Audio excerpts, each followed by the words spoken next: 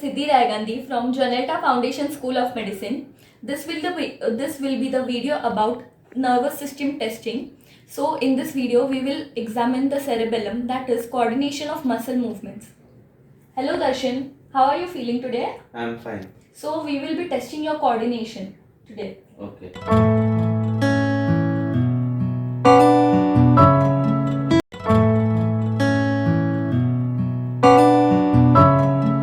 First is rapid altering movements. Ask the patient to raise one hand and then tap it on the right thigh or left thigh, which one you will be assessing, which side you will be assessing, and then ask the patient to rapidly tap it. Darshan, do like this for me.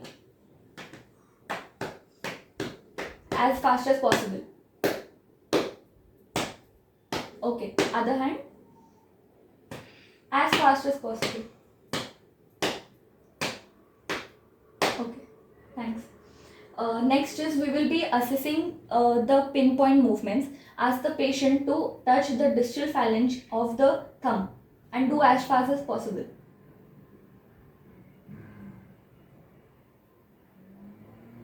Observe the rate, rhythm and intensity of the movement. Okay, next time. And compare it with the other side. Okay, thank you. Normally, the predominant hand will be performing well and non-dominant hand will be performing less well. Next is rapid altering movements of the legs. Ask the patient to tap his ball of the foot on the floor or on your palm surface as fast as possible. Note any slowness or any awkwardness. Darshan, tap it. Also note the symmetry. Okay.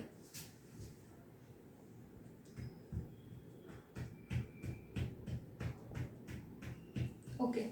Normally, legs do not perform as well as the hands. Next is point-to-point movements. Ask the patient to touch his nose and then your finger. Move your finger so that you can test the accuracy, smoothness and note for any tremors.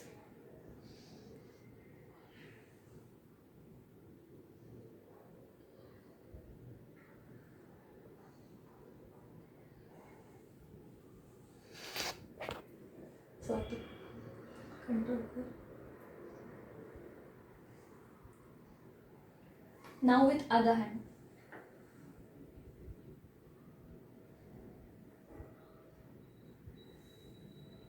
Now place your hand in one place only and then ask the patient to outstretch his one hand and then touch your finger.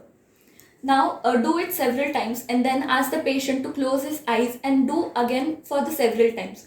Note for any symmetry and repeat it successfully.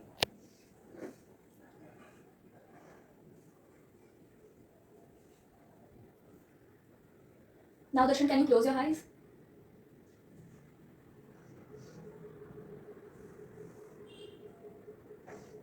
Okay, do it other side. First eyes open, then. Okay, close your eyes.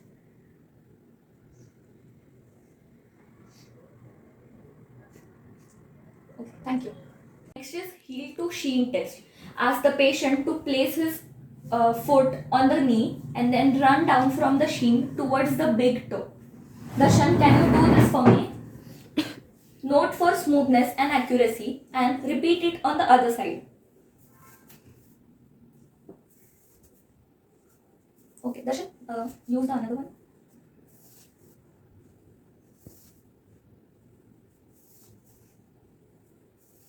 Okay, now do this, but make sure you close your eyes.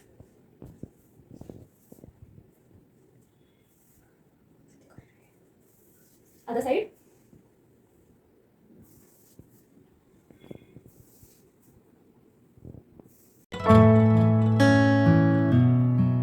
Test for the gait. Look for the posture, balance, swinging of arms and legs, and also note the symmetry. Darshan, can you walk down the hall, turn back and come again? Normally, the balance is intact and the hands swing symmetrically.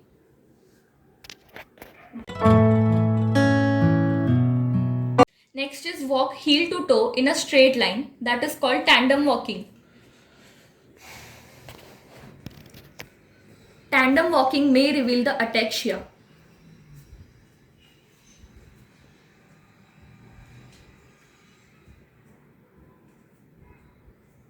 Okay, Darshan, stop. Now walk on your toes.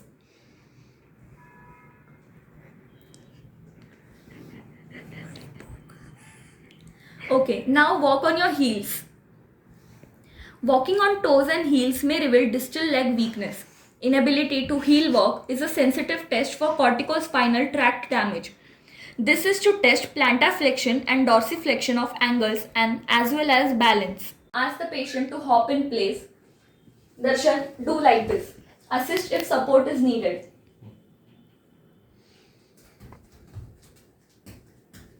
Okay, do it on other side. Okay. This is to normally test the proximal and distal muscle strength in the legs, and also this requires normal position sense and cerebellar function. Now ask the patient to do the shallow knee bend. Do a bend like this. Also assist if needed. Okay, do on other side. Okay, thank you.